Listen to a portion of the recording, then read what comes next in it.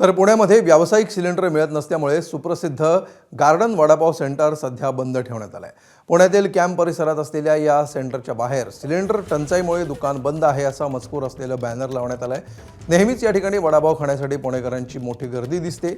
आजही अनेक जण सवयीनं या ठिकाणी येत आहेत, मात्र दुकान बंद असल्याचा बॅनर पाहून त्यांना परत जावं लागतंय।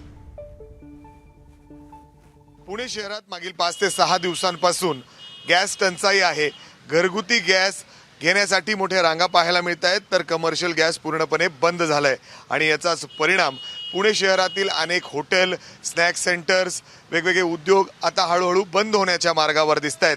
आता मी पुण्यातील कॅम्प परिसरात सुप्रसिद्ध असं गार्डन वडापाव सेंटरच्या समोर आहे आणि इथं जर आपण बघितलं तर या मालकाकडून गॅस टंचाईमुळे दुकान बंद राहील असा बॅनर या ठिकाणी लावण्यात आलेला आहे। खरं तर या गार्डन वडापाव सेंटरवर तोबा अशी पुणेकरांची गर्दी असते। जे खवय्ये आहेत तिथं वडापाव खाण्यासाठी येत असतात, मात्र असा हा सुप्रसिद्ध ठिकाण आता कालपासून बंद आहे का तर यांना सुद्धा गॅस मिळत नाहीये।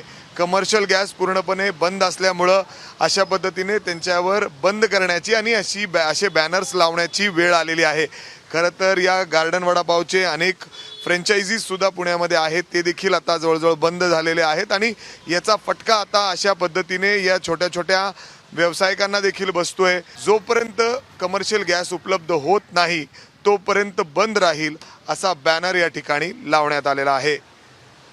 कॅमेरामॅन राजेश बिडकरसह मी मिकी गई, एबीपी माझा, पुणे। एबीपी माझा, उघडा डोळे बघा नीट।